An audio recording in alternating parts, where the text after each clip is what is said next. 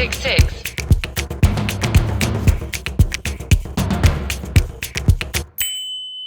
This is the 966, the podcast that focuses on all things Saudi Arabia from the two guys who produce the most widely read daily newsletter on the kingdom.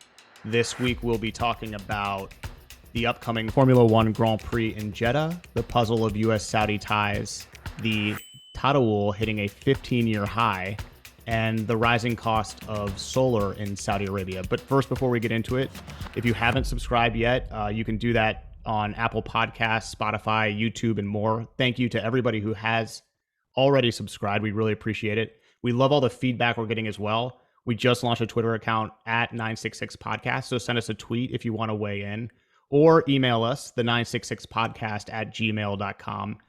You can also listen to all of our previous episodes at the show's webpage, 966.transistor.fm. Richard, let's get to it. What's your one big thing? One big thing is, yes, everybody listen to Lucian and tune in. No, one big thing. So the UN Framework Convention on Climate Change is holding its 26th Conference of Parties gathering in Glasgow, starting October 31st, going for 2 weeks. Just noticed a BBC article that apparently got access to 32,000 submissions. So these were leaked submissions from government, corporations, and other entities to the COP or the UN Convention on Climate Change. And the reason I thought this was interesting is you and I have talked about the global energy conversion and the things that need to be done, the pace at which would be ideal, the pace that might be possible. And I was struck by this article because typically we think about fossil fuels saying, we'll hold your horses. But among this group, and I want to pull this up a little bit, among this, the complaints, submissions, instead of 32,000, I said. But so, for example, Saudi Arabia, Japan, and Australia, all concerned about the pace being called for. They'd like to slow it down. And you see some of that in the energy crunch we see now in natural gas and trying to make up the shortage in natural gas. You see coal plants coming back online, that sort of thing.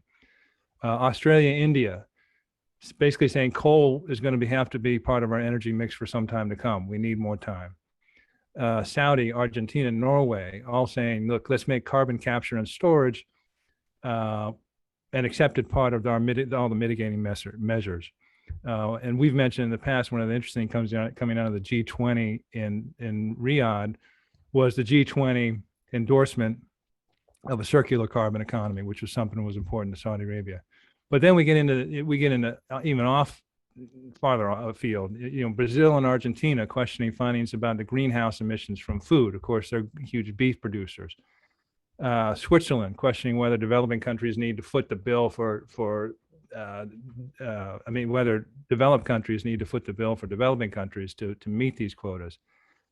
Eastern European countries and India all want more nuclear in the mix. And so the reason it struck me was just how difficult this is. And one of the nice things, and this is the first COP was in 1995, so this is a 26.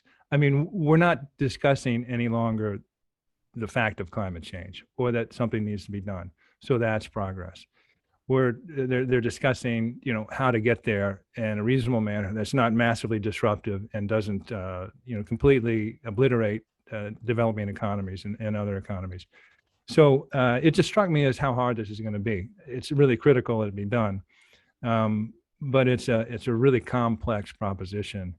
And there's going to be 200 representatives there in Glasgow. It's going to be a real chore. I'm really glad it's moving along and that it's coming up. But it was informative to me to see some of these concerns expressed and have them submitted to the UN on this issue.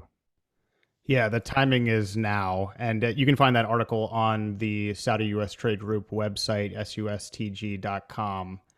My one big interesting thing this week, Richard, is the upcoming Formula One Grand Prix in Jeddah. This isn't a sport I follow closely, but Saudi Arabia will be hosting the Saudi Arabian Grand Prix on December 5th. It's a Sunday.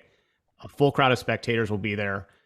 The race will be run on the Jeddah Corniche circuit, which was named fastest street track on the Formula One calendar and the second longest. This week, though, the race got a little bit of negative publicity after the announcement of a dress code for attendees.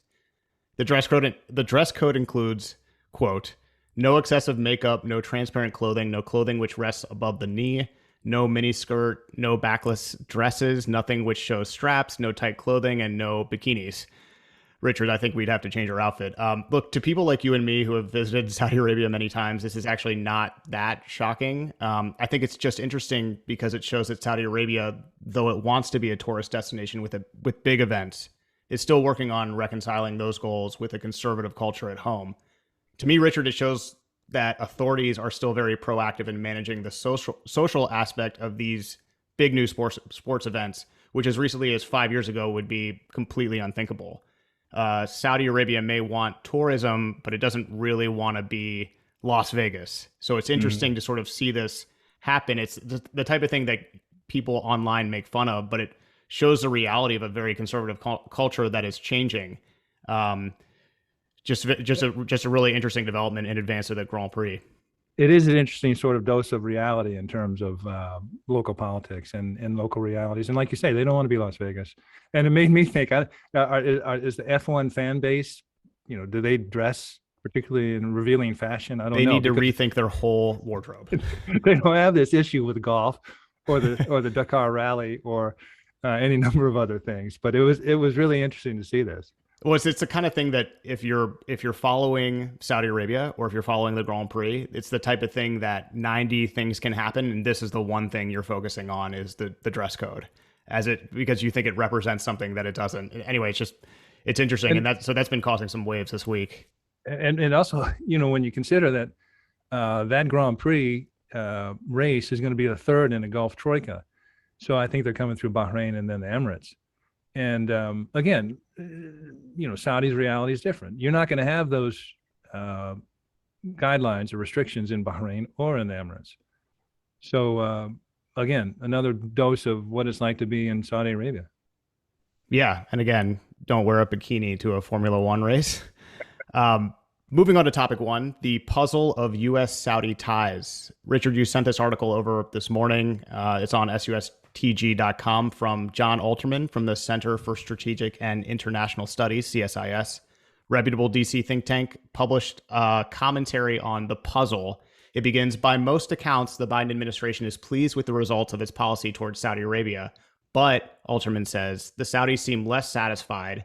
They feel the Biden team has pocketed their efforts at partnership and has given little in return. Richard, could you talk more about what's in this piece and what Alterman gets right here? Yeah, we're going to have to call this segment Jon Alterman is smart. And I don't know if he's smart, because I agree with him. It's all about me. So, if he's saying things that I agree with, but we know CSIS well. They are a globally respected think tank, and I think they do a lot of good work. Our group, Saudi U.S. Trade Group, is a small group, and we tend to partner with people. We've partnered with CSIS. You remember when we brought Minister of Commerce, Dr. Majid Al-Kasabi, over and took him over to CSIS. But I think John hits it here. And I was reading this, and I was nodding my head. Yes. And it's something that we emphasize all the time. And that is, what do you want to see from Saudi Arabia? And are you invested in their success, the success of the country? So I am going to read this. And so you finished off, the Saudis seem less satisfied, though. They feel the Biden team has pocketed their efforts in partnership and given little in return. The next thing he says, they also express wonderment that the kingdom is undergoing a deeper transformation in economics and society than any in the country's history, and it is happening at a breakneck pace. Yet their closest and most important partner neither notices or cares. Common theme, and we understand the outcry and the outrage over the Khashoggi. We understand that the quagmire that Yemen is. But the Saudis are saying, look what we're doing. Look what we're trying to do. Can we get some help here, some backup and support here?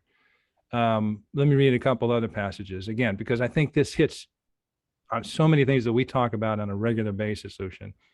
And it just these themes we really hear over and over.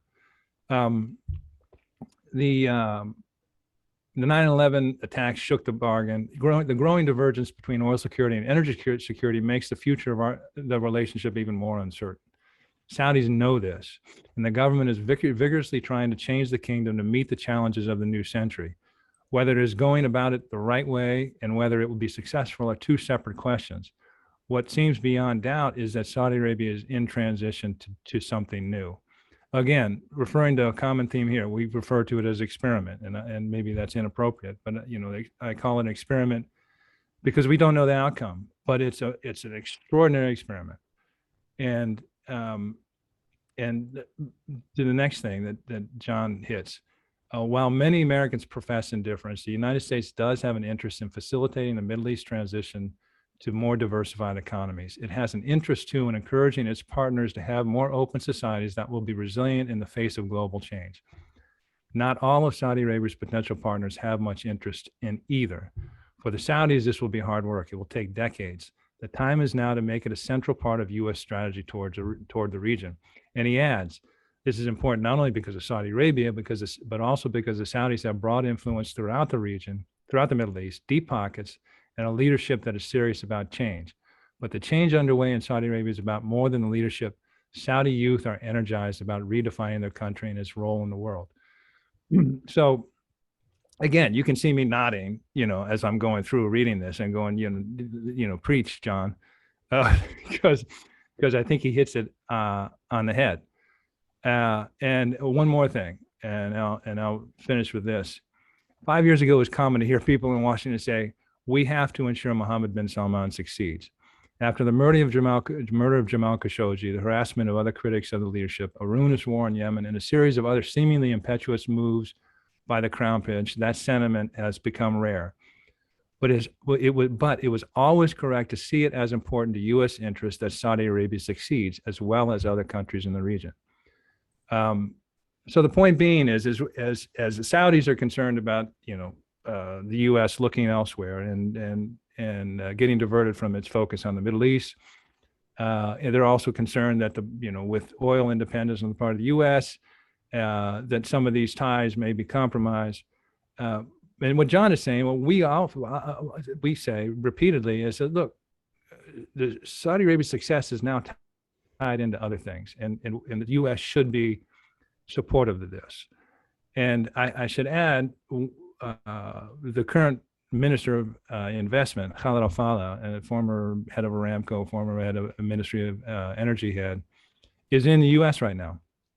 He was just spoke at the Milken Institute. He's beginning coming to the East Coast. He'll be meeting with corporations, government officials, and he'll be talking about the national investment strategy that was just announced, because the Saudis desperately want and are seeking and are trying to promote a regulatory environment that attracts foreign investment. So the Saudi Minister of Investment is in town. It's in Washington, is in the U.S., talking about this actual thing. He's saying, look, get invested in what we're trying to do. We really want the U.S. as a partner. You're our preferred partner. Let's evolve the relationship to helping us succeed in what we're trying to succeed at, which is the next generation, the next step. So anyway, again, this is Jon Alterman is smart, as the 966 perceives it. But I thought it was an interesting article, and mostly, again, because it echoes so much of what we talk about. Indeed. And you're going to get, when you subscribe to Sustig's news review, which is our daily newsletter, sustg.com/the review. If you go there and subscribe, you're going to get articles like this curated and sent to your inbox every day. That was one of the best we've seen in a while. So that's great. Yeah. Al-Faleh is in DC right now. He visited our friends at the U.S. Chamber of Commerce yesterday. So it's great to see him touting investment opportunities in the kingdom. Moving on to topic 2, Saudi Arabia's stock market, the Tadawul hits a 15-year high, 15 years. On Tuesday of this week, Saudi stocks reached a more than 15-year high. Those gains continued, through the rest of the week, and the Tadawul ended even higher on Thursday. Cha-ching. Investors remain optimistic in the region. According to Reuters, equities are buoyed by the good earnings season and the high level of energy prices. As always, strong oil prices are lending a helping hand. Crude oil exports rose in August for a fourth consecutive month to the highest since January 2021. The Tadawul is eyeing an IPO of its own in the coming months, Richard, as you know, and in a new report today in Bloomberg, revealed that the Tadawul is in talks to recast its small cap market called Nomu as a hub for Middle East startups and the Middle East growing startup industry. The goal there is to position Nomu in such a way that it encourages tech companies to raise money on the exchange's smaller market instead of doing so in private funding rounds. Richard, lots going on with the Saudi stock market these days. Yeah, that was a nice report. And, stocks go up and down, but the Saudis have to be pleased. As you say, oil revenue is up. They're getting their fiscal house in order. Private sector activity is jumping. They seem to have come out of COVID in good shape, and they're showing really responsible governance. But what struck me about that was that 15-year. Now, this is an example of fruits enjoyed after a long period of labor. And 15 years ago was 2006. And in February 2006, the Saudi stock market crashed. They call it Black February. And at that point, the Saudi stock market was about 75 companies listed, maybe 600 billion market cap. But it was a bit of a Wild West. It was not a lot of institutional investors. A lot of it had gone up to 20,000, and it kept going up. People were mortgaging their houses, selling their cars, they're quitting their jobs to day trade. It was a bubble. And in February 2006, it crashed. Went down to 8,000. $1 trillion worth of value loss. Trillion in Saudi riyals, which is about 267 billion US. King Abdullah had to step in. It was catastrophic for a lot of people. And as a matter of fact, the Tadawul, that we know it, was established the next year in 2007. And another thing that most people don't know is Tadawul is owned completely by the Public Investment Fund, so by the PIF. But so they came in, they stepped in and said, okay, this is the Wild West. This isn't helpful to anybody, and much less our citizens.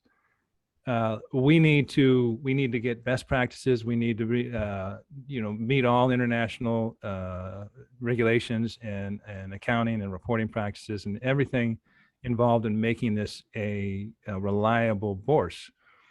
And so they've gone about that. So this was 2006, 2007. So 15 years later, and let's go to 2019. 2019, they're after, again, really trying to dot their I's and cross their T's and meet all expectations in terms of international investors.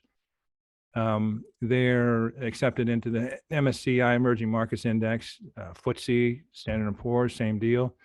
They're 200 plus companies listed, over $2 trillion market cap. I think it's ninth in the world in terms of market size, in terms of stock market. So it's a top 10. So have you seen? So this is nice, but this is coming from a flaming wreckage in 2006, where they realized they had to really settle this out and straighten it up, and that they, in order to get what they wanted to get, which is here, being a viable conduit for capital markets, people to do IPOs and foreign investment, which you and I couldn't invest in Saudi Arabia, 8 years ago, 10 years ago. We can now, and a lot of people can. So it's and also, as you say, they're now in a position to, at the end of the year, to IPO for around $4 billion. So it's not only is in and of itself, just this point in time, it's great, 15-year high. But when you look what that happened, what the situation was 15 years ago, it's got to be satisfying for the Saudis to set a goal and come to this point where they've done a very good job in terms of making it an attractive place to invest.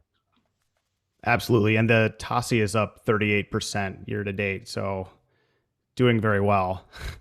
Yeah, we should be invested there. We should be invested.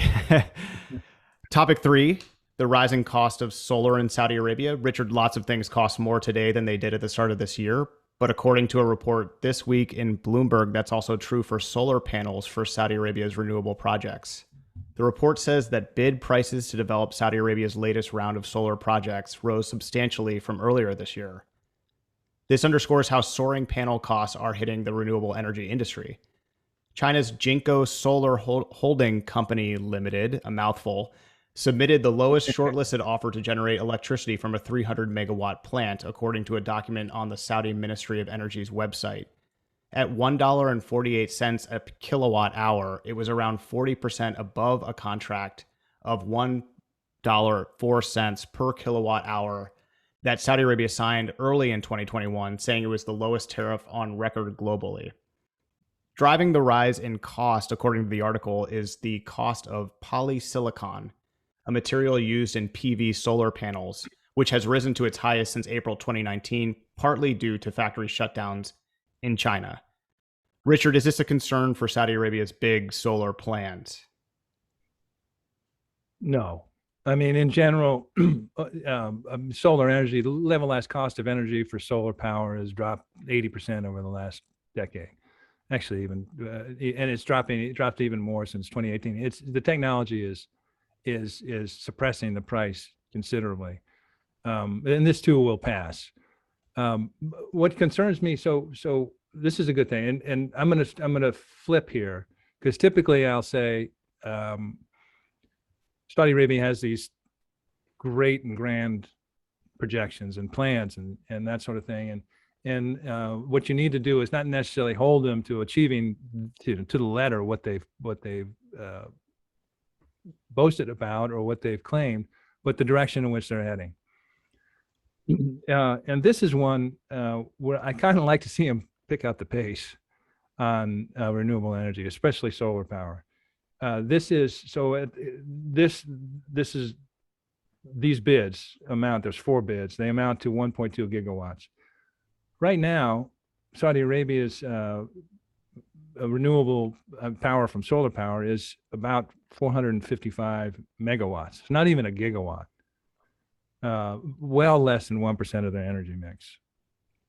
And you've spoken in the past about the solar hours and how attractive Saudi Arabia is to solar power. So I'd like to see them pick up the pace, to be honest. A lot of these things are coming out of a white paper that was published by the King Abdullah Center for Atomic and Renewable Energy in 2013, which talked about the solar power industry, why it would work, and laid out each of these, this process, a series of bids and that sort of thing. But at that time, this is 2013, they were saying, all right, we project, 5 gigawatts by 2018 and 24 by 2020. So again, I'm not interested in saying you said this, so you have to reach these numbers. That's not the point. The point is I think they should be farther along than even when this comes on. This will be, if you add the 1.2 gigawatts, and they have other things. Aqua Power says there's six gigawatts in the pipeline, but let's move it along. Saudi Arabia needs this renewable energy option. They have the technology. They have a tremendous environment. I'd like to see them pick up the pace. One of the questions I get asked a lot personally, just a random, just somebody asking me a question about Saudi Arabia. A lot of times that question is, why isn't Saudi Arabia leaning more into solar energy if it's so sunny all year round there, and they're making all these other investments in a Tesla rival, Lucid, and there's a battery play there. I mean, it's clearly the future for them. I agree. What's the holdup? Why aren't they moving faster? It's a question I can't really answer because it just seems very obvious. Build more solar plants, but there's a lot of things going on here, and I think that this article from Bloomberg is really interesting because it sort of shows the sausage being made on how they're getting the pricing set for these big plants. And I think it's always hard for us, if you're not on the inside, to understand the pragmatic aspects of doing this. One of the interesting things, Aqua, who's the Saudi, again, 50% owned by PIF, and is a co-bidder in 3 of these new ones, and is right at the heart of everything in terms of renewable energy. They've committed to spend $10 billion over the next decade or so on renewable energy, but they're actually investing as much outside as inside. It looks like. I mean, they put $800 million into the largest solar plant in solar photovoltaic solar power system in South Africa. They're doing a similar, not as large, 100+ million in Egypt, Morocco, and Jordan. So they're looking abroad, and it's good. They're developing their expertise. They're building a name. But like I said, and you just said, people why aren't they moving further and faster along domestically? So that's sort of where I am. I think this is great. It's glad it's moving along. It seems to be a very orderly process. I'd like to turbocharge it a little bit. Yeah, we'd love to see that. One thing that our listeners and viewers will also love to see is we have an interview out this week with Lina Al Maina, who is absolutely fantastic. Great conversation with her about starting a business in Saudi Arabia in 2006, her time on the Shura Council, and what family means to her. It's just an absolutely wonderful interview. She takes the call with us from Jeddah United in Jeddah. Just make sure you listen to that or watch it on our YouTube channel, because it's a fascinating conversation. And Richard, we will be having many fascinating conversations, not just with each other, but with other interview subjects going forward. So if you do subscribe to us, you'll get those delivered automatically to your phone or your desktop via email, however you want to subscribe, wherever you get your podcasts, and including YouTube. Subscribe, and then you won't have to track them down or be reminded by me when I mention them. So I think that wraps it up for this week. Richard, thank you very much.